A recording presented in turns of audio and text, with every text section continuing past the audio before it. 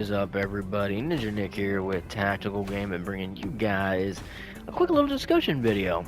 And this one is going to be about what do y'all think Cyclops is going to be? Like, what class? Is he going to be Vanguard? Is he going to be, duelist? Or is he going to be a strategist, right? And why do you think that, right? I mean, I'll give you my take on what I think, because I mean, clearly and obviously, if they were going to go with continuity and, everything, he would be a DPS, right? If you go off of what they did with other games, he's been a Vanguard, he's been like, a strategist style, depending on the type of game you're thinking about, and usually these are all older Marvel games. Now, the thing is, I'm thinking he should, now this is just what he should be, and like, evening out the actual like classes in the game. I think he should be a Vanguard strictly solely because this is as many Vanguards as we got compared to duelists, right? And this is kind of why we have so many people choosing almost like an entire lobby of duelists in almost every single match you do. You're usually on average going to have 3 to 4 duelists in a lobby. Like, there's been a few where I've had like 3 Vanguards, right, or three strategists, but usually it's always like majority DPS. Now granted, you need DPS so that you can actually do a shitload of damage, that's granted, but what I'm thinking is he's going to be a Vanguard, and this is probably what's going to make him a Vanguard, right? Their little experiment that they did on him, right, to kind of like create the new Chronovium that they made. And this little thingy, whatever this is, now granted, like, this outfit, I doubt we're going to get this outfit. Would it be a cool costume if they actually gave us this? Which would be awesome. I think it would be cool as hell if they actually gave us Cyclops' like, experimental outfit or whatever, right? Or his prison outfit or whatever, right? Because I'm thinking it's this collar and this, which would make him more of like a tank. Now granted, at the same time, you can turn that around and use this as a reason on why he would be a healer, right? Because a lot of people assume because of the new Chronovium that was made and everything that had like, the healer symbol inside of it, they're like, oh look, it's going to be healing, he's going to be a healer. Yeah, I mean, yeah, I guess you can think that, you can say that. And the thing I've loved so far is the fact that, like, the devs have not said anything at all. You have all these people like, oh, well, he better be a DPS. We need another DPS. It's like, no, you don't. Y'all literally got, like, a DPS last season. Y'all technically got, like, 2 DPSs in a way the season before that. So, no, because in Season 6, we got Deadpool, who was all 3, which was awesome, great idea, made everyone happy. And then they gave us Elsa, DPS, okay? Season after that, we got White Fox, healer, and then DPS, which was Black Cat, right? This one, we got Devil Dino, which was tank, which was awesome. This one, I'm thinking we should get another tank. Now, granted, they could do, like, the whole, like, opposite one, so they might make him a healer. And that also is kind of where I'm thinking they might do it, because usually that's how they go. They give you 1 DPS, 1 tank, 1 DPS, 1 healer, 1 tank, 1 healer, like, right? They rarely ever give you 2, like, DPSs or 2 tanks or 2 healers in the same season, right? So I'm thinking what they should do would be make him a tank.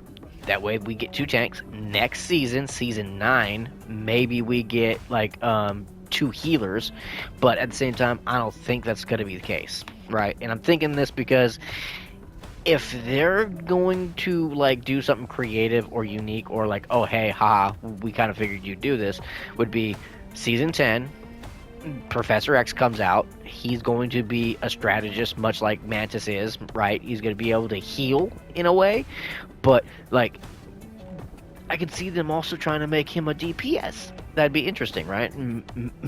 Make him a DPS where he can like melt people's minds and crap. But I see Professor X mainly being like, strategist, because I can't see him being a tank. I can't really see him being a DPS, but at the same time, you never know. But because I mean, look at Emma Frost, right? She's a tank and she's a psychic, but she also has her like crystal abilities. But what do you all think that Scott's actually going to be, and why? I'm thinking it's going to be Vanguard, and primarily with the fact that we need more Vanguards, and we also need more strategists, which is why I'm thinking these next 3 seasons of characters we're going to be getting, we're going to be getting at least one strategist or maybe 2 strategists in like every season here soon, right? So tank kid in this one. That way we have a good amount of tanks. Next season, probably dual strategists, right? We'll probably get two strategists next season. Who we'll get in season 9, I have no idea, considering they've talked about a lot of different characters in the game. They talked about Morbius. Morbius is the one that's like really stuck out, but there were some other characters that they've talked about. Because I think it'd be awesome if they brought Morbius in and they made Morbius a healer. How funny and awesome would that be if they did that? And he would be a very creative character to make, actual healer. Considering like they can make it to where he has like a vampiric ability that heals him, and then maybe he can like heal other people or give like other people like a vampire bat that follows them around, kind of like Ultron's like little drone thing, and it heals you. That would be cool. His ultimate ability just saps the health out of everybody and heals anyone within an area, right? That'd be cool. So, like, the way they could do it. And that's kind of why I'm thinking whoever we get next season, and I mean like season 9, we might just get 2 strategists. And I would be fine with that. Now, granted, the DPS mains are going to sit there and be like, we haven't gotten a new DPS in so long. It's like season 6. Y'all got a DPS in season 6, okay? And technically season 7, okay? So, like, no, I think it's time to give love to the Vanguard mains and to the strategist mains and start giving us a little bit more broader spectrum when it comes to the available characters to pick from, because we just don't have enough when it comes to, like, strategists, which is why I'm thinking next season, like season 9, we're getting 2 strategists, and they're filling this spot instantly right here, right? And then after that, season 10, we'll probably get a strategist and a DPS. That way, it makes everyone happy inside the, DPS role. Considering they'd be like, well, we haven't gotten a DPS in, 2 or 3 seasons. It would be pretty much 2 seasons.